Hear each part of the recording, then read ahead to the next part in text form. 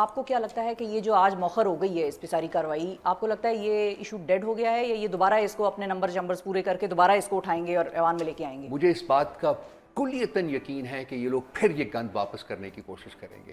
یہ ایسے لوگ نہیں ہیں جو کہ کیونکہ نواز شریف صاحب لاہور چلے گئے، انہوں نے کہا میں نواز شریف صاحب جائیں لاہور میں جو بھی جائیں، میں ان کو anymore. پتا ہوں، ان کی ذہنیت کو میں جانتا ہوں. یہ لوگ نہیں چھوڑیں گے اس وقت تک جب تک کہ یہ وقت جو قاضی فائزی صاحب نمبر 1 کے مطلب وہ ریٹائر نہیں ہو جاتے. وہ ایک پہلا اسپیس ہے.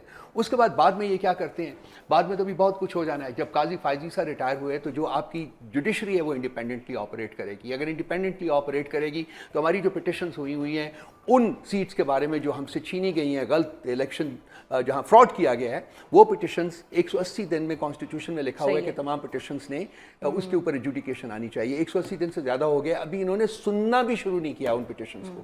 تو ان کی انٹینشنز تو بڑی کلیئر ہیں. لیکن جب قاضی فائزیسہ صاحب چلے جاتے ہیں اور وہ پریجوڈس ختم ہو جاتی ہے سپریم کورٹ سے، تو اس کے بعد میرا خیال ہے وہ تمام پٹیشنز اور بہت کچھ ہونا شروع ہو جائے گا. We will get our looted mandate back. اور یہ اس سے خوف وہ کیسے؟ کیا منصور علی شاہ صاحب 8 فروری کا انتخاب کالعدم کر سکتے ہیں؟ نہیں، کالعدم کرنے کی ضرورت ہی نہیں ہے. جو ہم نے پٹیشنز موو کی ہوئی ہیں نا اپنے الیکشن فارم 45 اور 47 کی بیسس کے اوپر، ان کو آپ ایویلویٹ کریں، ان کو دیکھیں کہ کیا وہ ٹھیک ہے کہ نہیں. وہ انکوائری کریں اور جو کانسٹیٹیوشن میں لکھا ہوا ہے جس طریقے سے وہ ٹرائبیونلز بنے اور وہ ٹرائبیونلز ان کی ہیئرنگ کر کے کوئکلی ہیئر کر کے ان کے بارے میں فیصلے صادر کریں. جو بھی ہوتا ہے ہمیں 30 40 50 60 سیٹیں جو ہے وہ مل جائیں گی اور مل جائیں گی. ٹھیک ہے. اچھا ایک اور سوال بھی ہے، بلکہ انفیکٹ ناٹ 30 40 50 بلکہ 83 سیٹس کے اوپر ہم نے پٹیشنز موو کی ہوئی ہیں. So we are likely to get another 80+ seats. صحیح ہے. اس کے بعد تو ان کی حکومت رہتی نہیں ہے. اس سے ڈرے ہوئے ہیں نا. بالکل صحیح ہے. لیکن رؤوف صاحب وہاں پر پھر وہی ایک مسئلہ ہے کہ آپ لوگوں کے 4 5 7 بندے ان کے پاس ہیں، اور لیکن یہ بھی ایک سوال یہاں پر اٹھتا ہے کہ انہوں نے کیوں نہیں دیا ہوا تھا پارٹی وابستگی سرٹیفکیٹ؟ وہ ہم نے خود ان کو انڈیپینڈنٹ رکھا ہوا تھا. ایک اسٹریٹجی تھی اس وقت. ہم رکھنا چاہتے تھے کچھ لوگوں کو انڈیپینڈنٹ، کیونکہ ایس آئی سی کے ساتھ بھی ہماری جو افیلیشن تھی وہ بھی کوشچن کی جا رہی تھی. سو ہم نے رکھا تھا. اس میں دیکھیں گوھر صاحب بھی ہیں، اس میں علی صاحب بھی ہیں، جی وہ بھی ہیں. اس میں عمر صاحب تو نہیں ہے. تو مطلب یہ بڑے بڑے چیدہ جو ہمارے لوگ ہیں ان کو بھی ہم نے انڈیپینڈنٹ رکھا ہوا تھا. سو وائزلی سلیکٹڈ. تو بالکل.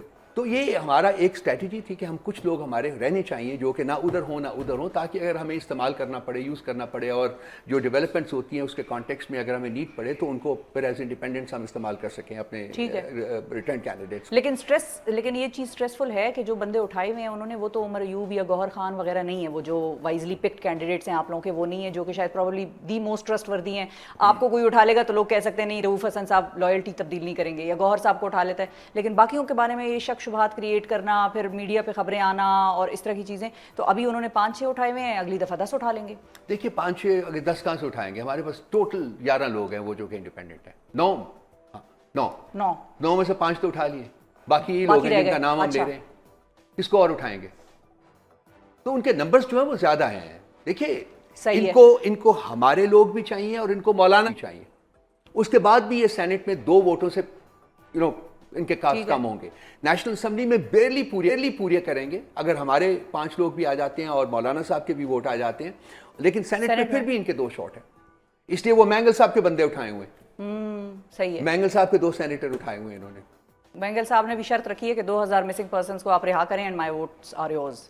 وہ 2 بندے اس وقت ان کے 2 بندے زبردستی لے کے آئے ہیں. سنجرانی صاحب یہاں وہ کس لیے لے کے آئے ہیں ان کے 2 بندے؟ وہ تو آئی بھی اسٹیٹمنٹ بھی ان کی آ گئی ہے.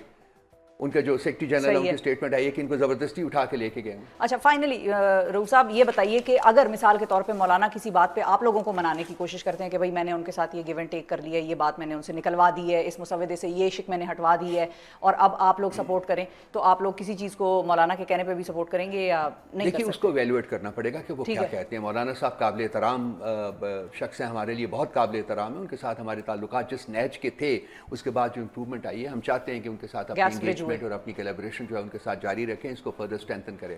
تو اگر ان کی طرف سے کوئی پروپوزل آئے گا تو مجھے یقین ہے کہ میری پارٹی جو ہے اس کو کنسیڈر کرے گی. لیکن بیسیکلی ہم یہ سارا جو پیکج جس طریقے سے پریزنٹ کیا گیا ہے اس میں بالکل کسی طریقے سے بھی اس میں ہم شریک کے کار نہیں ہونا چاہتے.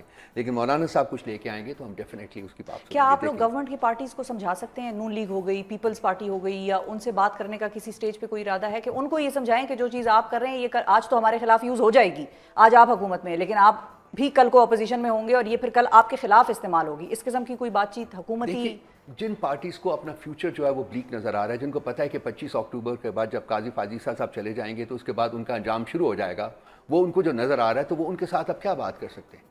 صحیح وہ ہے. بات ہو نہیں سکتی ان کے ساتھ, کیونکہ جب یہ مینڈیٹ جو ہے چوری کیا ہوا مینڈیٹ جو ہے یہ ڈائلیوٹ ہوگا اور ہمیں اس کے بارے میں جتنی بھی ٹرائبیونلز جو کام کرنا شروع کریں گی اور فیصلے آئیں گے تو ان کا اقتدار تو ختم ہو جائے گا.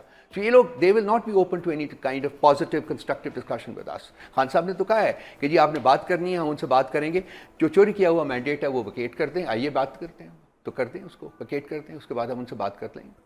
بہت شکریہ ادا کریں گے. ناظرین, رؤوف حسن صاحب ہمارے ساتھ موجود تھے, پاکستان تحریک انصاف انفارمیشن سیکریٹری اور پرنسپل اسپوکس پرسن, اور بڑے واضح طور پر انہوں نے یہ کہہ دیا کہ پی ٹی آئی اس وقت کسی بھی مائنڈ سیٹ میں نہیں ہے کہ ہم اس قسم کی آئینی ترمیم کو کسی بھی حد پر یا کسی بھی شک کے ہونے نہ ہونے کے باوجود سپورٹ کریں گے, اور ان کو اس چیز کا بھی کانفیڈنس ہے کہ جو لوگ ان کے اٹھائے گئے ہیں یا پنجاب ہاؤس میں ہیں یا جہاں پر بھی رکھے گئے ہیں حبس بیجا میں, وہ کسی بھی طور پر ٹوٹیں گے نہیں اور وہ پی ٹی آئی کا ساتھ نہیں چھوڑیں گے. اس سارے معاملے پر اب گورنمنٹ کا ورژن آنا ضروری ہے کہ وہ کیا سوچ رہے ہیں, کیوں اتنی جلدی, اتنی پھرتیاں اس حوالے سے, اور اتنی خاموشی اور ڈسکریٹلی اتنی بڑی آئینی ترمیم کو کیوں پلان کیا گیا.